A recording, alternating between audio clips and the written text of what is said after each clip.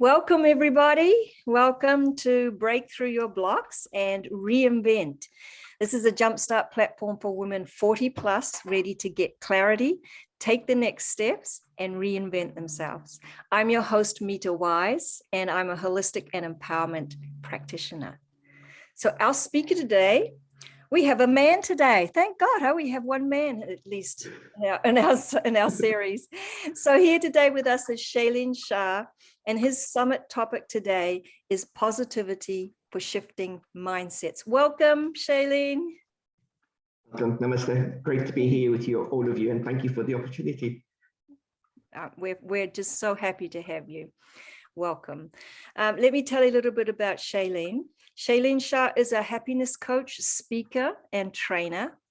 Previously having been in finance, technology, and services and going through takeovers and the financial crisis, he has experienced the challenges brought on by uncertainty, change, and stress. He's certified in the science of happiness and shares through Happy Life Habits, a business for good. Happy Life Habits positively impacts happiness and well-being levels by creatively and uniquely combining personal development, the science of happiness, and spirituality. I love that, Shaileen. Thank you. So before we go on to, more about what you do, let's hear a little bit about you, your background, your story, that kind of a thing.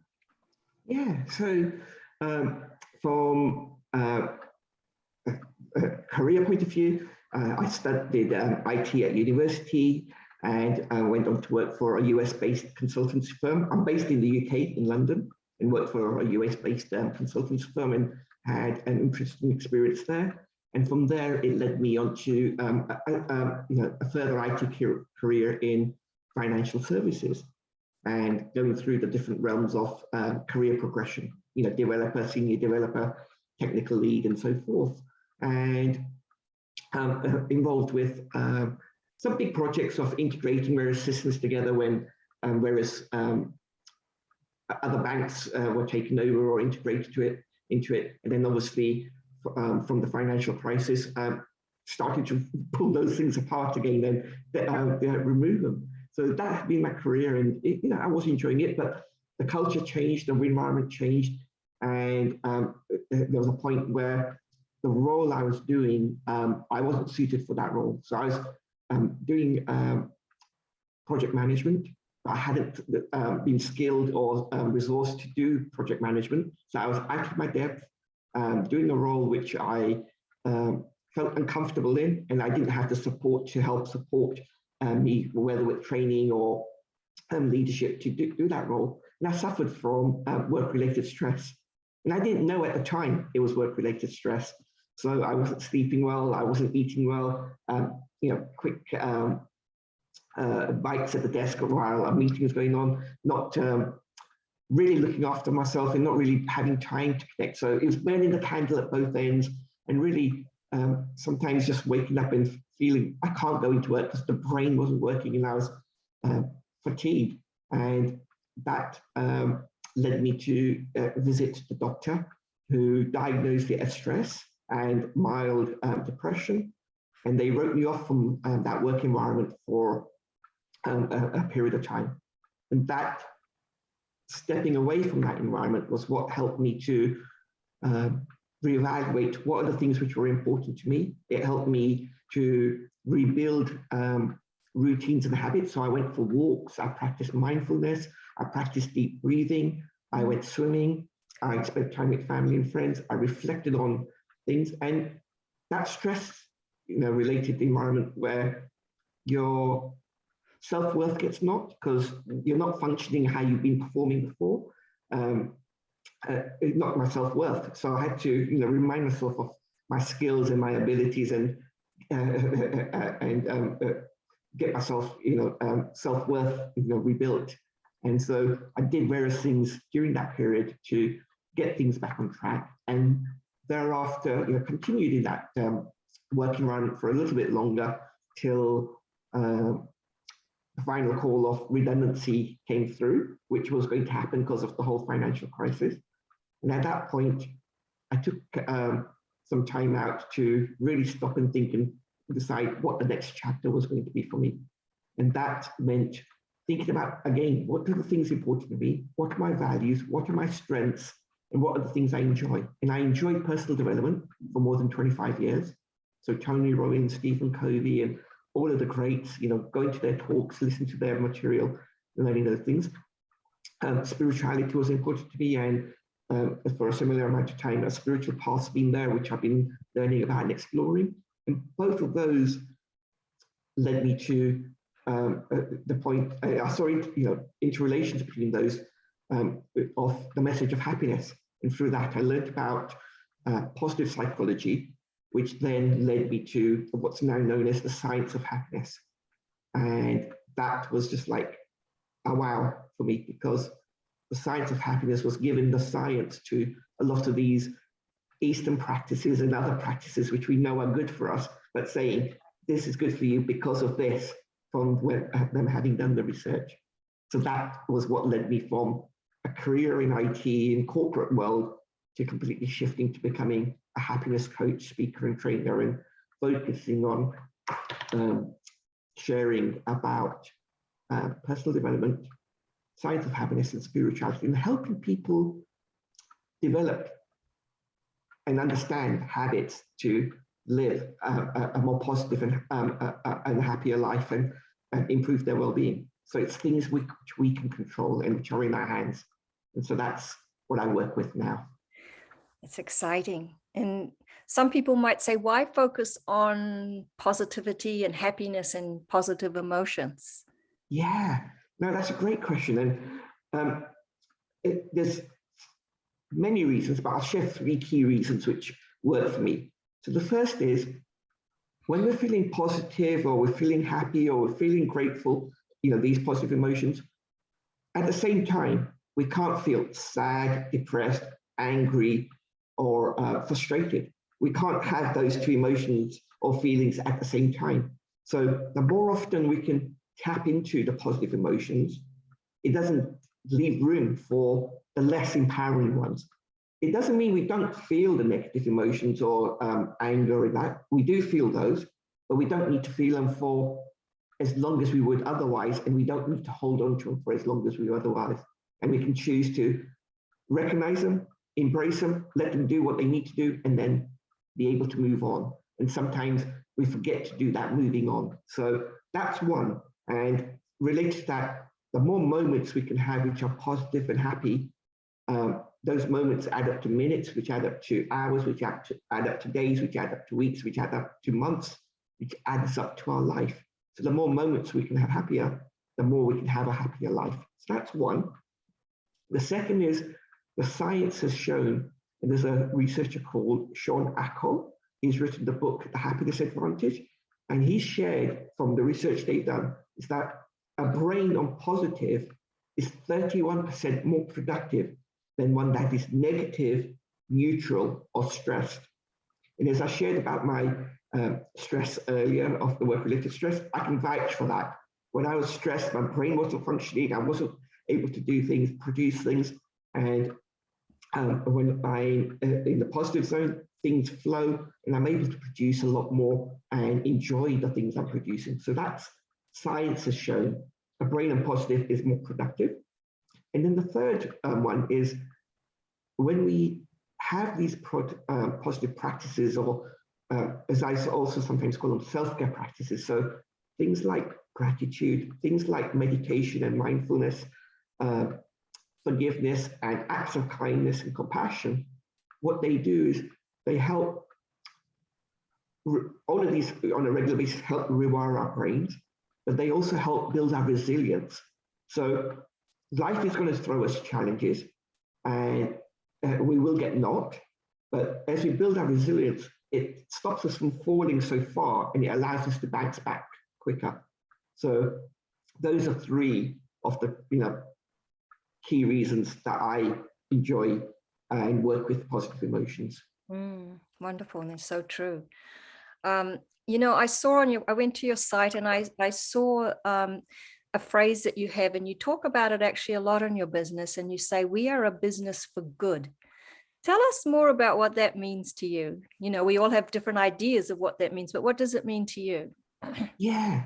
So from when I started the company, there was a few things that I was really keen on doing. So even outside of the work environment, when I was in my corporate life, volunteering was a big part of the work I did, volunteering and helping in that manner. And science has shown that volunteering is an important aspect of our happiness and well-being.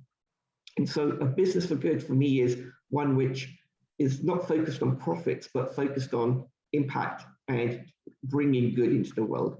So the strapline for Happy Life Habits is positively impacting people's happiness and well-being levels. So I do that where I can, as well as I can, and as often as I can. And that means that I do talks and workshops and seminars for community groups and charities for free or for very low cost. A lot of the events I do are either free and open to all to create a sense of community and connection, but also if there is a cost to it, the value that's being offered and given is way more than the investment of the cost. So those are the aspects there. And a business for good is where, let's say, you come onto one of my training courses. So you invested to come on the training course. So you and I have had a transaction occur, an interaction occur. But with the business for good, through our transaction or through our interaction, what we do is we ripple that goodness further out. So it might previously, when I started, it was involved with another organization, which would mean that if someone bought a workshop or a talk or a journal, we would help give a book to a library in India.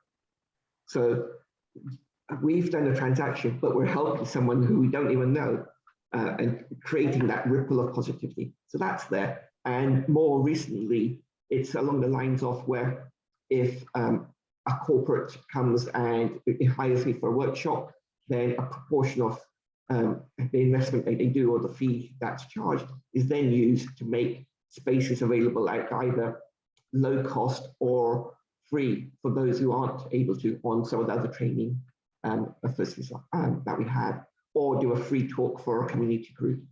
And tied with that is this idea of a pay it forward fund. So some of this revenue comes into this pay it forward fund, which is then used for these kind of activities. That's so wonderful.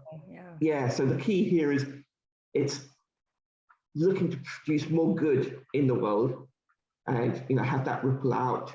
And it's one where it's not focused on profits as a primary purpose. Yeah, that's wonderful. And I hope there's many more companies that follow that. And I know there are some in the world, and we just hope that there are more and more, right? Yes. So another thing you talk about is the happy chemicals, such as dopamine, oxytocin, serotonin, and endorphins that can positively impact our happiness and well-being levels. So tell us a little bit about that. Yeah, so many of these you will have heard of, and there are a few other happiness chemicals as well. So if we think about it in this way, when we're stressed, we've got the stress chemicals coming into our system. So cortisol or adrenaline, and that's creating the stress response with us and making us agitated and ready for fight, flight, or flee. And sometimes there's not a real threat there. It's a perceived threat, or it's a fake threat, but we've got the chemicals coming in and we're not able to handle those as well as we could otherwise. With the happy chemicals, the whole idea is there are practices we can do which can help release these happy chemicals into our system to help flush out the stress chemicals and boost ourselves with the happy ones. When these happy chemicals are lower, we can suffer from anxiety and depression and stress and loneliness and agitation. But there are things, and each of those happy chemicals has a particular function within the body that things it regulates and things it works with. But if we are able to not actually even if, we are able to boost those happy chemicals through various practices. So there is gratitude, there is generosity, giving gifts, meditation, exercise, massage, sunlight, a piece of dark chocolate. All of these are different things we can do, which are in our control, because we can choose to do these or we can choose not to do. But when we do them, they help release those happy chemicals. And if we are able to structure our day so that throughout the day we've got one of these different practices occurring, we're able to be releasing those happy chemicals on a regular basis, keep ourselves topped up, which makes us more productive and able to flush out the stress, and able to build our resilience. So that's the idea. So it's a case of doing various routines and practices which help release those happy chemicals, which help keep us topped up and able to take on life's challenges as well as life's opportunities. Great. In your own personal life, can you share maybe some habits or rituals or exercises that you do that maybe could also help the viewers? Completely, yeah. So for more than 7 years now, each day, and caveated where across the year, it's maybe 5 or 6 days I may have missed within a year, but each year for the last 7 years, I have a morning routine where I use a happiness journal. It's called a 5-minute journal. And it's got a morning routine and it's got an evening routine. That morning routine has got 3 parts to it. It's got gratitude. So I'm grateful for, and you write down 3 things you are grateful for. And for me, gratitude is one of my niches and one of my favorite go-to practices and one of my most important self-care ones, because it has so many benefits on our mental, physical, emotional, spiritual, social well-being. And it's releasing the dopamine into our system and activating the learning centers. And so gratitude is the first one. The second one is asking the question, what would make today great? So that is, again, thinking about what's going to be happening today. So you're forward thinking about how your day is going to unfold, maybe some meetings you have, and maybe some things you want to do. And you're asking what would make it today great. And that's where you have the opportunity to say, in this meeting, I will go in with an energy of positivity, or when I meet so-and-so, I will, have a wonderful time. So you're setting intentions, which is a powerful thing. And then the third one is an affirmation. So it's I am, and then 1 or 2 or 3 virtues or qualities of affirmations, of ones which either you already have and you want to reaffirm to yourself, or ones which you want to develop and bring to your forefront. And by doing that, those 3 practices, what we are doing is we're rewiring our brain, we're releasing the happy chemicals, and we're also bringing these thoughts and ideas to our forefront so they stay within our awareness and consciousness.